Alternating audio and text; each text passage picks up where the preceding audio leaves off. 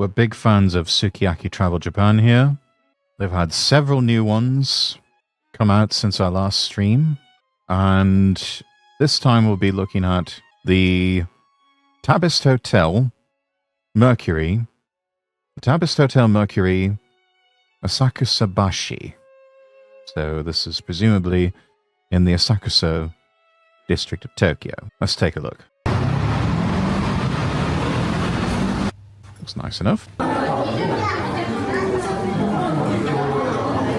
Title.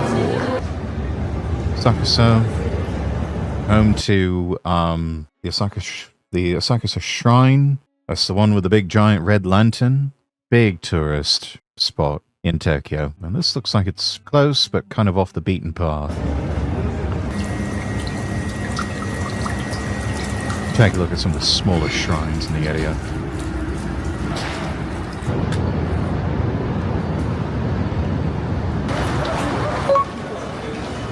Asakusabashi Station, that's where we're starting today.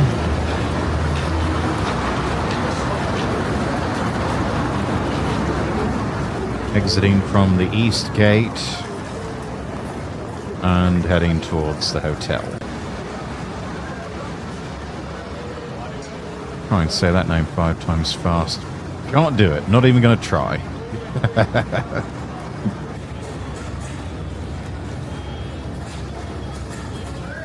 Underneath the train tracks, you've got lots of chain restaurants and convenience stores. True to form, 24/7 city. It's lively even at night. We're walking along the main street here, heading towards Kuramai. Asakusabashi Station connects the JR Sobu line and the Toei Asakusa line. And here is our hotel. 77 meters away from the station, or roughly a 1-minute walk. This hotel first opened back in the 1980s, so coming up on over 40 years. Damn, that makes me feel old. And here's what we pay for semi-double room without breakfast. 8,000 yen, or approximately $53 per night, 46 euros, or about 40 quid.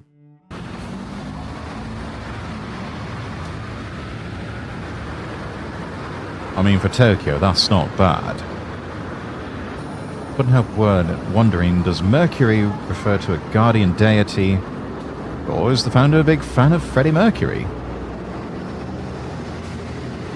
That random thought crossed the mind of our cameraman as they walked downstairs. Front desk on the basement level, a little bit unusual for a hotel, but, you know, there it is.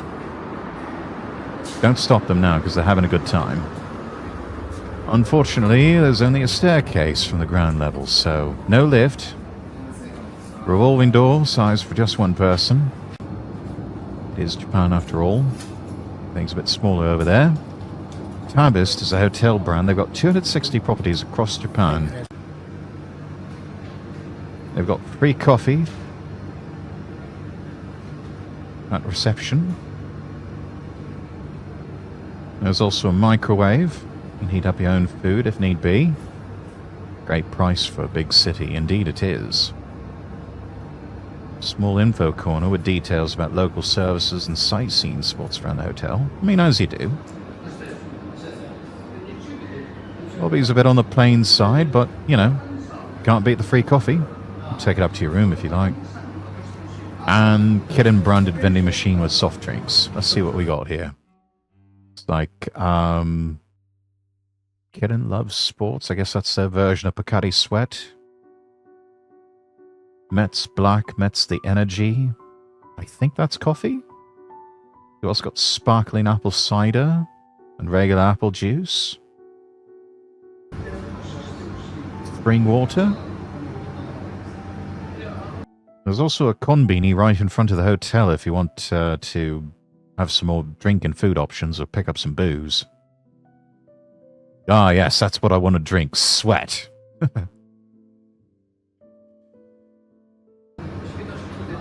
Never let him see you sweat. Bacardi Sweat. I should write adverts for them, I should. Check-in's at 3 p.m. check out by 10 a.m. Bit on the early side, but, you know, whatever. There's a lift here at the back of the lobby.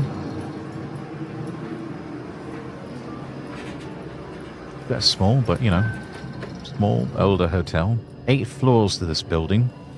Second floor, there's an Otoya Japanese restaurant. Even if you book a room-only plan, you can still have breakfast in the morning for 600 yen. That's not bad, really, for breakfast. Take the elevator straight there from 7:30 to 10 a.m. Nice and easy. On the 7th floor for our stay. Room 710. Off that way. It feels like an old public building rather than a hotel. Probably the lighting and the paint on the walls and everything. But here we are. 710. Still using mechanical keys rather than key cards. That's different.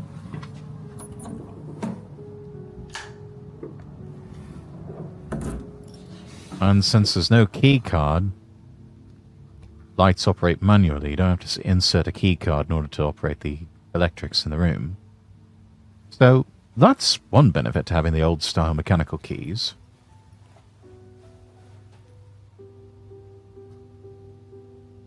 Very Showa era vibe, as our cameraman notes. Bit retro. This hotel is showing its age, but you know what? It holds up well. Multiple light fixtures, not all of them work though.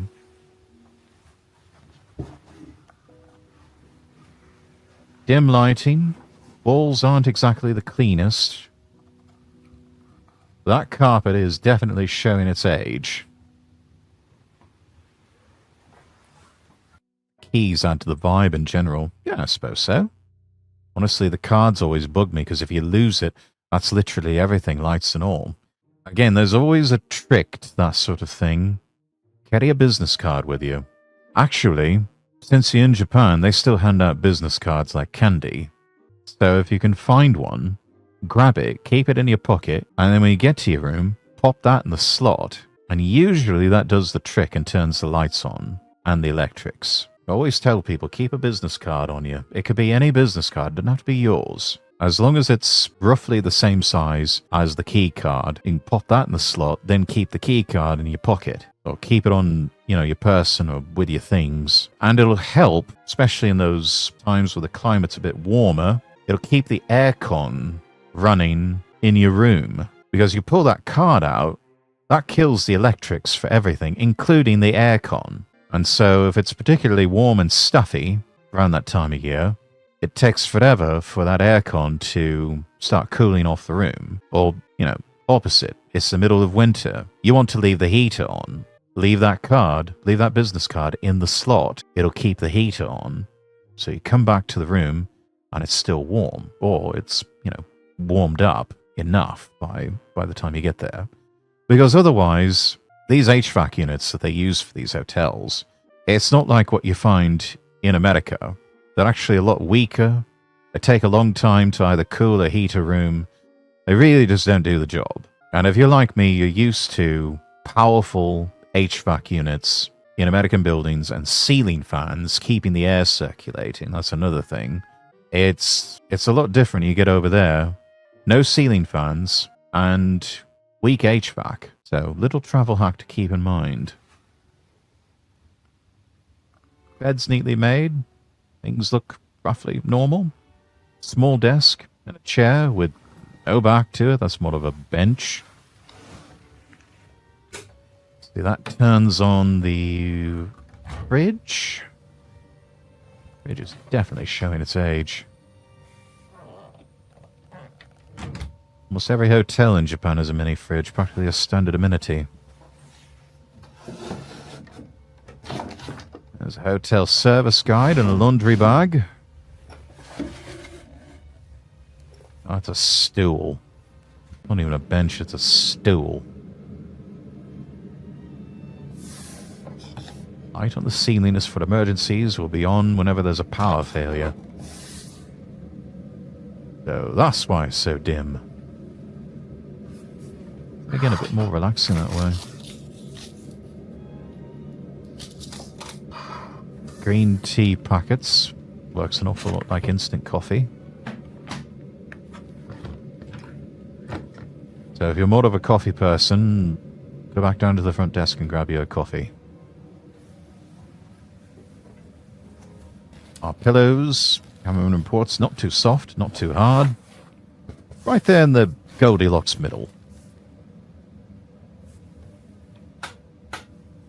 Control panel. The room lights. And the dimmer switch. It looks like there was supposed to be an alarm clock built in, but LCD burnt out years ago, I guess.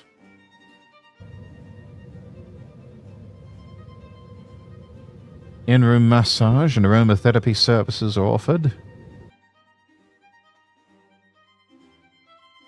70 minutes, 9,900 yen. 30 minutes, 4,400. That's a bit high. Almost as much as the room. More than the room, actually. All the in-room info is also available via QR code. Then there's a quaint picture of a painting of a castle on a lake. Almost reminds me of Castle Rexworth. Funny how that works. Room is cheap, services are expensive as hell. I guess they have to make up the difference somehow. French Renaissance castle?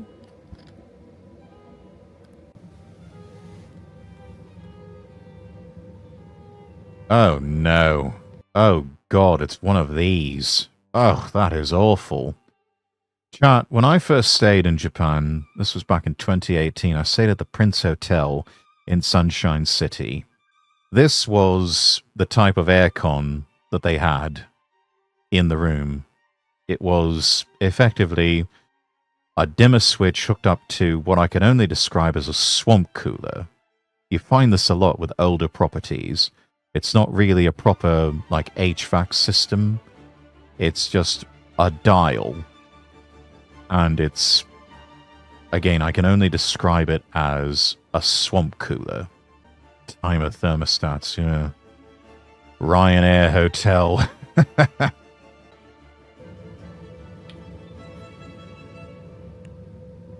Yeah, that's basically just a fan control.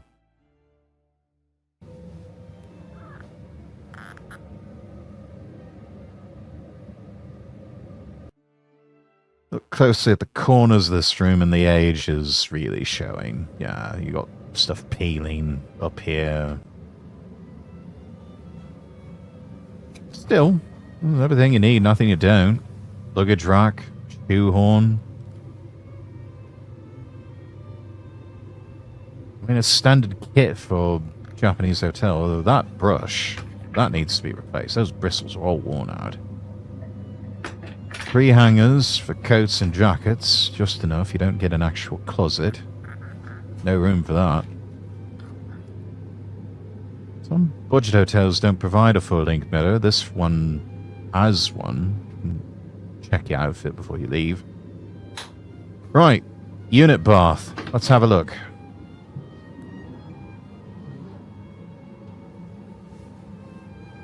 Even the unit bath is dimly lit. 2 toilet paper holders. No bidet. That's no good. That's no good. This is an instant hard pass from me, this hotel. Yeah, shocked that there's no bidet, yeah.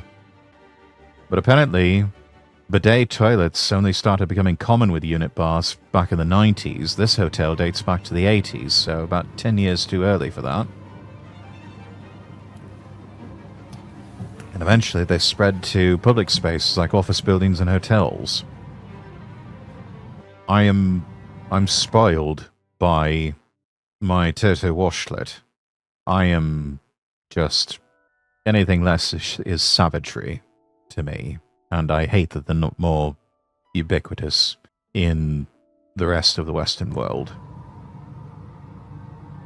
It is rare to find a hotel without one in Japan, but it looks like our cameraman has stumbled upon the one hotel that doesn't have a bidet attached to the toilet.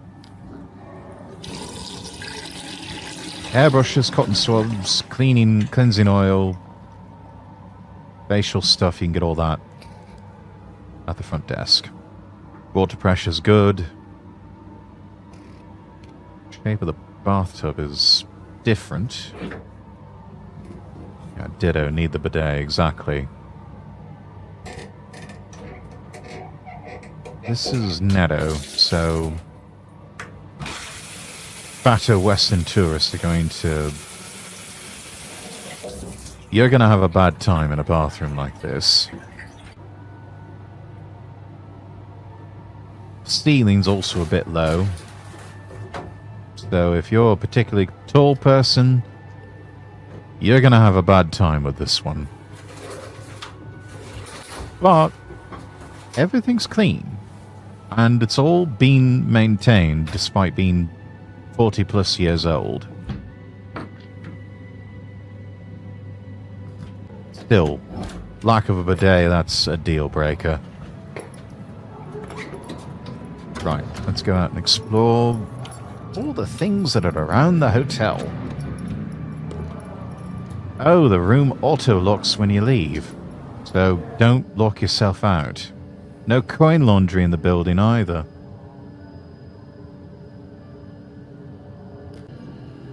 There is a 24-hour laundromat about 3 minutes walk away. So, could be worse. Take a peek at a toyo on the second floor. And it's closed off. You can access it directly from this elevator though. 7:30 to 10 a.m. Rest of the time, kind of SOL.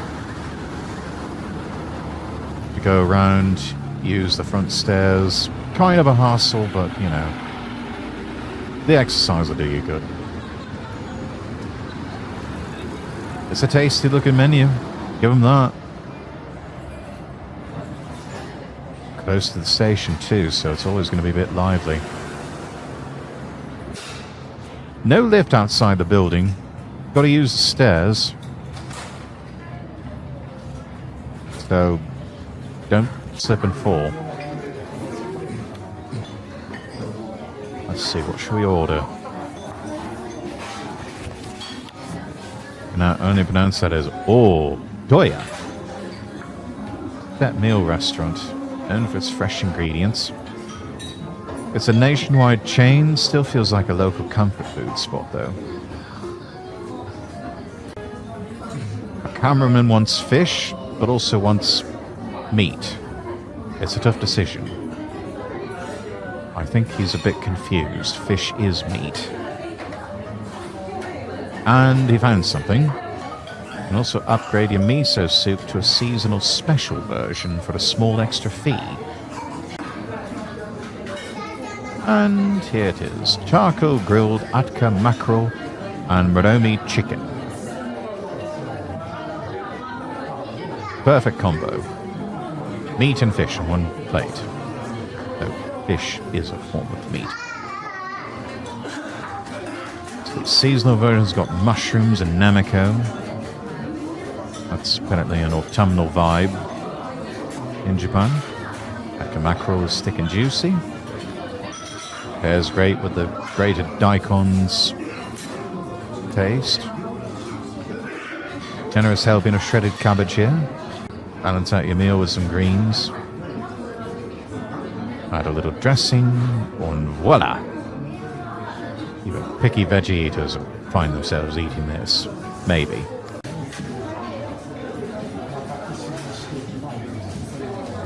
That's some good looking meat. Other favourites are chicken and veggie black vinegar stir fry. Oh yeah, pick out the bones, don't choke on the bone fragments.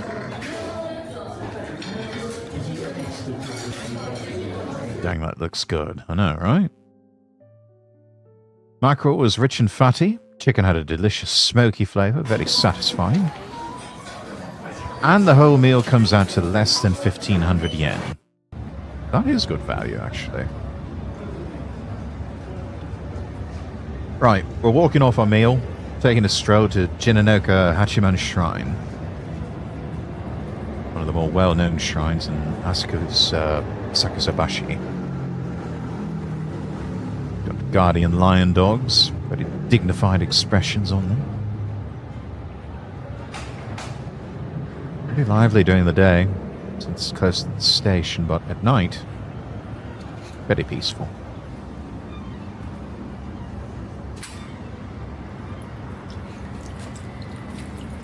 Wash your hands and mouth under the watchful eye of the dragon statue.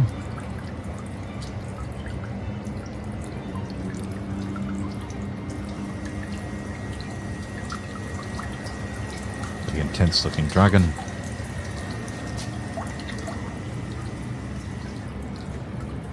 The shrine was built in the late Heian period. It says Minamoto no Yoshie stuck a ginkgo branch here and prayed for victory during battle. It's believed to bring you good luck in battle, success at work, and career advancement. The white walls, the green roof, they make the main hall stand out. You can receive goshuin, or shrine stamps, and charms between 900 hours and 1630.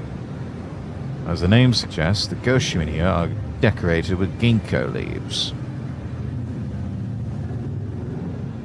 In the ginkgo season, they offer limited edition stamps with intricate cutout designs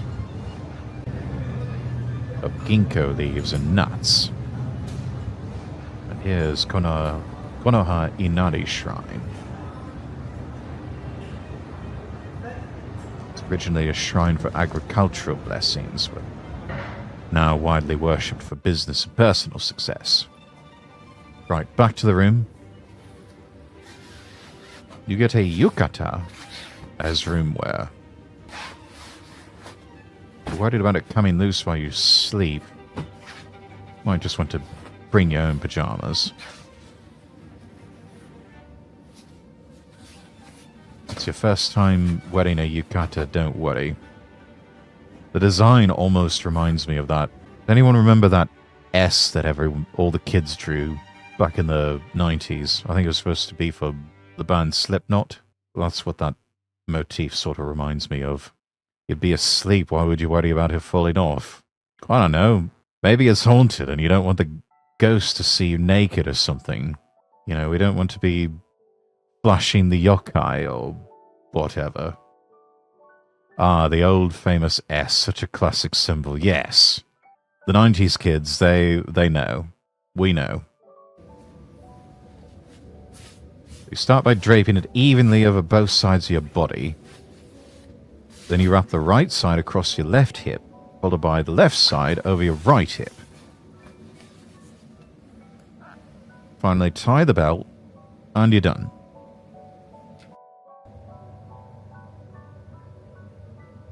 I don't know. At this late hour, it sounds overly complicated, and I think I would just rather sleep naked. Anyways, good night. And through the magic of the internet, it is now morning. And we wake up to a view of a wall. It's just a wall. How disappointing. But better than facing someone else's window across the way and seeing them naked. Unless, of course, there's a beautiful woman. We don't mind seeing a beautiful woman naked. Check-in and check-out are done at the front desk. There are no self-service machines here. They do everything the old-fashioned way. Right, since we had dinner at Otoyo on the second floor last night, we're going somewhere else for breakfast today.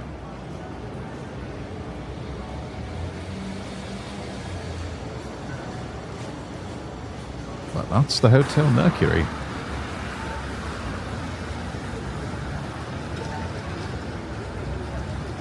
Feels dim, a bit sketchy, but, you know, if you're on a budget, it's not bad.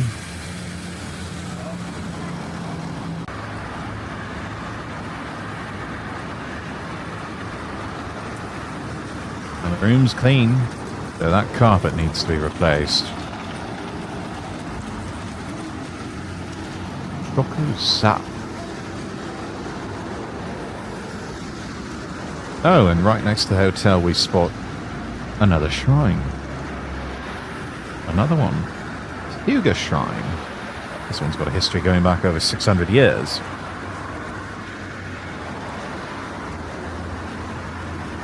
Main deity here is Susanoo no Mikoto.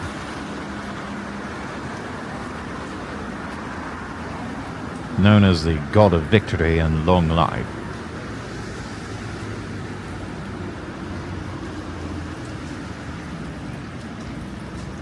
Got another one of those dragon statues that goes hard.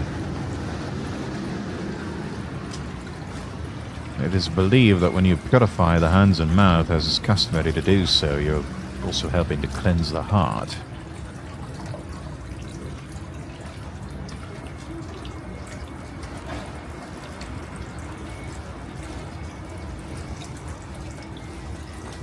And when leaving the purification area, don't forget to give a slight bow, just as you did when approaching.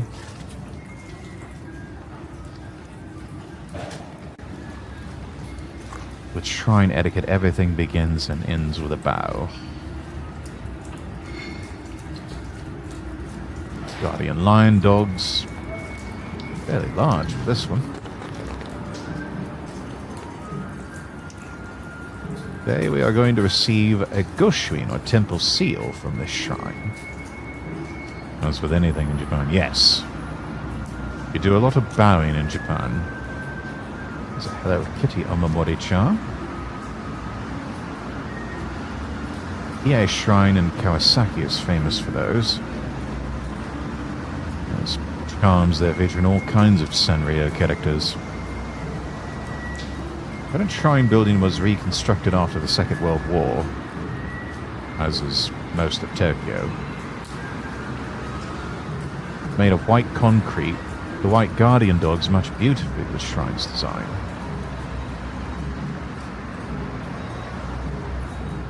A lot of rocks acting as paperweights. Here you offer your Goshuin donation by simply placing whatever amount you'd like in the offering box. No fixed price in this case. You just follow your heart and offer an amount you feel is right.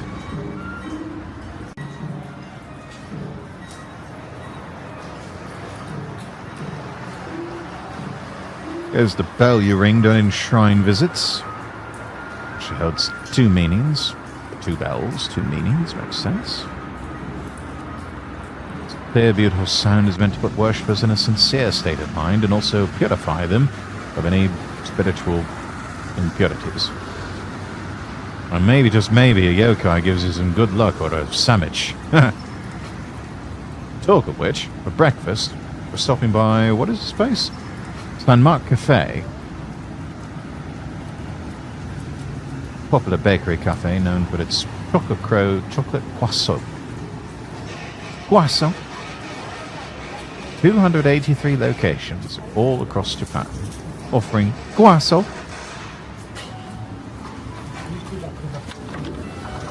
7 a.m. to 11 a.m. they serve morning sets. If you haven't had one, I definitely suggest trying one. This one's got a second floor with a total of 90 seats.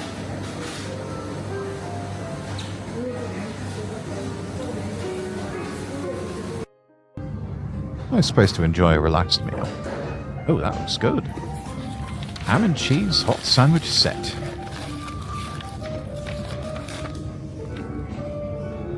With coffee included, it's only 720 yen. Not bad. Not bad at all.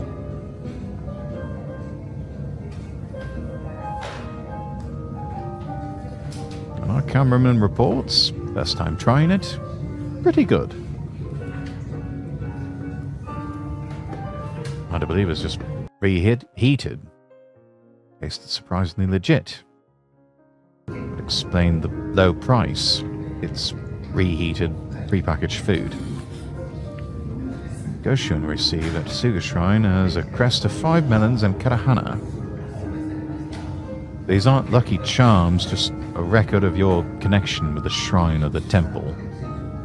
Sort of a receipt saying, you have been here. But collecting them as souvenirs and looking back at them later as part of the journey as well.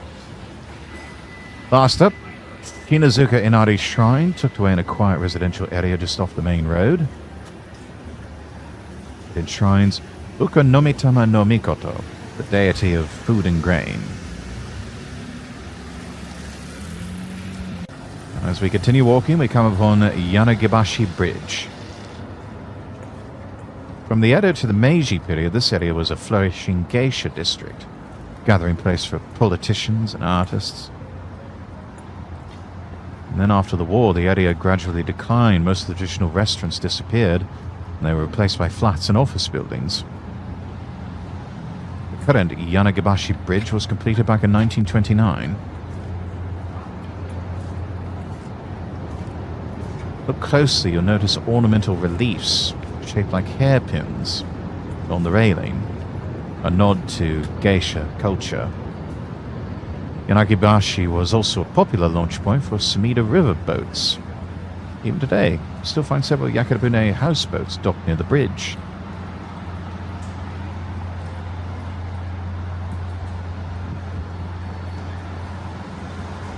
Bit of a dreary day, but lovely scene overall.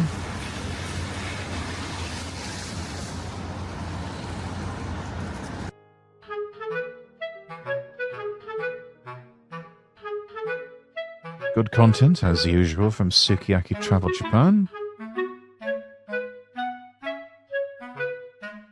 Posting a link in chat for everyone.